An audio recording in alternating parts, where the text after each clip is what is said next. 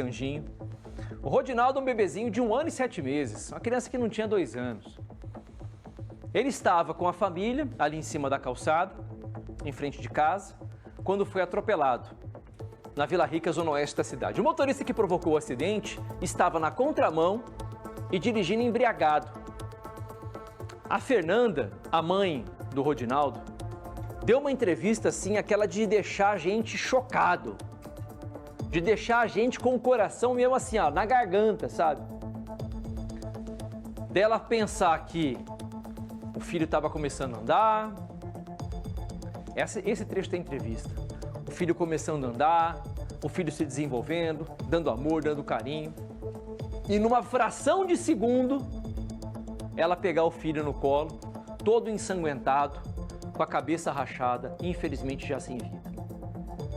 E ela chega até o carro do motorista, porque ela conhecia o motorista, que provocou a morte do filho dela. E ele tem a ousadia de falar com a garrafinha de cerveja no colo, toma um gole primeiro e depois fala: eu achei que tinha matado um cachorro, não foi um cachorro? É de arrebentar o coração, não é, hein, Wesley? Tá. Com certeza, né, Parra? E hoje o caso está sendo julgado, é o Tribunal do Júri. Esse motorista foi indiciado pela polícia, denunciado pelo Ministério Público pelo crime de homicídio duplamente qualificado. Neste exato momento, o júri está suspenso para o horário do almoço. São 8 testemunhas de acusação, 4 de defesa, que serão ouvidas durante todo o dia. Depois o rito, né, do Tribunal do Júri, o réu é ouvido. Tem também ali a parte dos debates entre a assistente de acusação, o advogado de defesa e também a promotoria pública. O caso está sendo julgado hoje, como eu disse, né, é um homicídio duplamente qualificado. Isso porque, segundo a investigação da Polícia Civil, ele impossibilitou o recurso de defesa da vítima, né, uma criança de apenas 1 ano e 7 meses que estava na calçada. O motorista estaria em alta velocidade na contramão, então não teve tempo de reação nenhuma para as pessoas que estavam ali.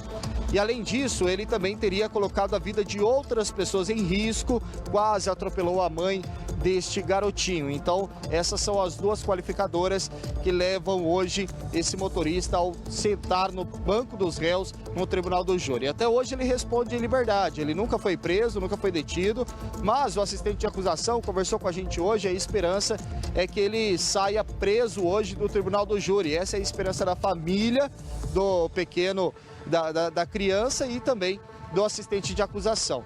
E nós conversamos com a Fernanda, né, que é a mãe do menino. Ela estava extremamente abalada e falou como tudo aconteceu. Vamos ouvir o primeiro trecho agora, aqui na tela do Balanço Geral.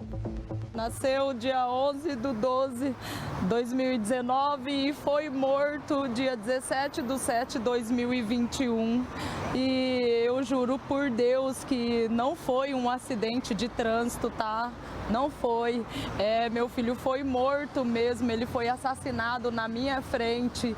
E o assassino dele, estava embriagado, estava bem bêbado. A gente se conhece há anos, entendeu? Ele sabe o que fez, mas ele não assumiu o que fez, tá? Eu não estou nem aí para as opiniões alheias. Eu quero justiça, porque a morte do meu filho está nas costas dele. Eu me sinto culpada até hoje, tá? Eu me sinto culpada. Porque eu levei, sabe, lá na casa da minha mãe, sabe? Meu marido levou ele lá na casa da minha mãe para almoçar lá. E eu fui lá buscar ele, sabe? E eu me sinto culpada porque ele é um nenenzinho. E até agora nada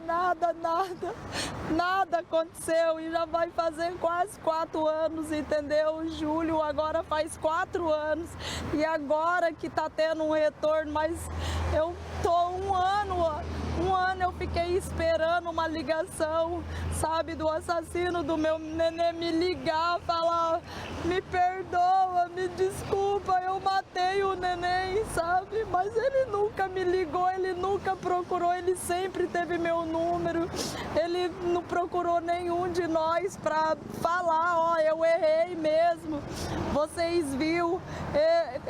Ele falou que socorreu o meu filho, é mentira, sabe? O meu filho morreu abraçado com meio-fio, eu juro por tudo que é mais sagrado. Olha o meu filho, coisa mais linda do mundo, coisa mais preciosa da minha vida, tá? O BA, ele deslacerou a minha vida, ele deslacerou a minha família nunca mais vai ser inteira. Ele não matou um cara bandido, um nada, ele matou um bebê, um assassino, sabe? Ele não matou uma pessoa normal, adulta, que já tinha vivido. Ele tirou a vida do meu filho, que nem viveu, que não pode ir mais para uma escola, para uma creche, que não acorda, que não dorme mais, que não toma banho. Enquanto isso, ele tá lá vivendo, ele não parou de beber, ele não parou de usar droga, ele tá vivendo. Muitas pessoas podem falar, ai, coitado do BA. Coitado por quê? Sendo que ele tá vivo, tá gordo, entendeu? Ele tá gordo e meu filho tá lá no cemitério, gente, tá enterrado, meu nenezinho, entendeu? São 4 anos em que uma mãe sofre pela perda do filho. Em que uma mãe, e é só ela para poder dizer isso, ela se sente culpada pelo que aconteceu. A culpa não teve nem nada a ver com ela. Nada a ver com ela. A culpa foi da irresponsabilidade de um motorista que dirigiu embriagado na contramão e que bateu contra uma criança achando que tinha matado um cachorro e que continuou bebendo. Naquele dia, lá em 2021, quase 4 anos atrás, não morreu só o Rodinaldo. Uma boa parte do coração dessa mãe se foi junto. Uma boa parte do coração da Fernanda foi enterrado junto com o filho. E isso é algo dela que infelizmente nada vai reverter. Nada vai tirar esse peso que ficou para mim. Mas a condenação do réu, a condenação do motorista que provocou o acidente, traria uma espécie de um conforto para o coração dela. Seria como se fosse uma cirurgia no coração dela, para que ela pudesse recomeçar uma vida. Ela fala, depois do que aconteceu, que eu peguei meu filho morto, abraçado no meio-fio, ela não teve paz. E ela fala, ele está vivendo a vida dele, não foi preso, está tocando a vida dele, agora está sentado no banco dos réus. E é duro de dizer isso, mas o crime de trânsito, mesmo que tenha sido com todos esses fatores, dirigindo embriagado na contramão, dificilmente dá cadeia. Dificilmente dá cadeia. Dificilmente ele vai sair do fórum hoje algemado direto para uma penitenciária. Dificilmente isso vai acontecer. E não é culpa do juiz, é culpa das brechas que existem na lei brasileira. Que no papel pode ser uma maravilha, mas na hora da prática não é assim que funciona. O cara pode beber, pode abusar da velocidade, pode andar na contramão, pode furar um sinal vermelho, pode fazer o que quiser. Vai ser solto, responde em liberdade, enquanto a mãe está sendo enterrada dia após dia pela morte do filho. A família tem essa expectativa, Wesley, de que o réu vai sair preso do tribunal do júri hoje? Tem essa expectativa, inclusive eu perguntei ao assistente de acusação, o advogado que representa a família, qual é a esperança dele em relação a isso, justamente por conta da sensação da impunidade que muitas famílias passam quando tem acidentes de trânsito. E ele disse que está bem esperançoso que a prisão vai acontecer, já que fosse uma pena aí que passasse de 15 anos de prisão, ele poderia ser detido ainda hoje no tribunal do júri. Então, Parra, hoje à tarde deve ter o depoimento do réu, motorista. A família fez hoje um grande protesto em frente ao tribunal do júri, ali na Avenida Tiradentes, na zona oeste da cidade. Nós conseguimos perceber ali que são vários cartazes pedindo por justiça, foram com camisetas, toda a comunidade ali da Vila Rica, que fica na zona oeste da cidade, onde aconteceu o acidente, estava lá com essa mãe. E detalhe, eles me contaram que o motorista também morava ali no mesmo bairro, já era conhecido de todos, já tinham alertado ele várias vezes sobre manobras perigosas, andar em alta velocidade. Infelizmente, o acidente aconteceu e para a família teria sido um crime de trânsito. Ele estava na contramão, na Rua Sul, ali da Vila Rica, em alta velocidade, segundo a investigação da polícia, e existe essa suspeita de ter ingerido bebida alcoólica. A mãe, inclusive, relata que ele estava com uma cerveja dentro do carro. E ela disse que jamais vai esquecer o momento de quando o filho foi atropelado. Infelizmente, aconteceu na frente dela, como ela fala agora aqui na tela do Balanço Geral. Fazia 3 meses que o meu filhinho estava andando, começou a andar há 3 meses, que ele andou com 1 ano e 4 meses. Quando ele ficou parado no meio-fio, com medo de descer o meio-fio, eu fiquei olhando para ele e falei: tá com medo, neném? Já rápido, o carro já veio, foi muito rápido e parou alguns metros lá embaixo do poste, na minha frente, contramão, tá? Porque as vias que lá existe, não é porque é lá que não tem contramão, lá é contramão na onde que ele tava. Ele parou, na hora que ele parou, gente, eu não ia deixar meu neném lá abraçado meio-fio, já com o olhinho fechado, com a cabeça toda sangrando. No atestado de óbito fala, tá? O crânio dele foi partido, tá? Coisas de metais pontas agudos entrou na cabeça do meu filho, tá? Então eu catei o meu neném no colo, vi que ele estava todo sangrando, todo com o olhinho fechado, fui correndo lá no carro, comecei a bater no carro. Bea, o que você fez? Você atropelou o Rodinaldo, Daí ele olhou, tava com uma garrafinha de cerveja no meio das pernas aqui. Ele tava, gente, bebeu um gole da cerveja e falou: nossa, eu achei que fosse o cachorro, Fernanda. Não foi o cachorro. Eu comecei a dar tapa nele e falei: não, foi o neném. Ele matou uma criança, ele tirou uma vida. Ele matou o meu filho. Eu espero que a justiça de Deus ao menos seja feita. Eu espero que Deus toque nos corações de todo mundo, para ver que chega dessa história de acidente de trânsito. Espera a prisão? Ele vai pagar. Cadeia seria até pouco para ele, porque o meu filho morreu. Os comentários que chegam aqui no YouTube, o Parra, o cara pegar um carro bêbado, atropelar uma criança e ficar solto. Infelizmente, o judiciário no Brasil é macumunado com o lado errado. As leis no Brasil são brandas demais, viu, Parra? Alguns casos tem que ter prisão perpétua. Um criminoso com 20, 25 anos cometeu um crime que pega no máximo, não passa de 30 anos, sai com 50, 55 anos. E a vida ceifada? E a vida do bebezinho? E a vida do Rodinaldo?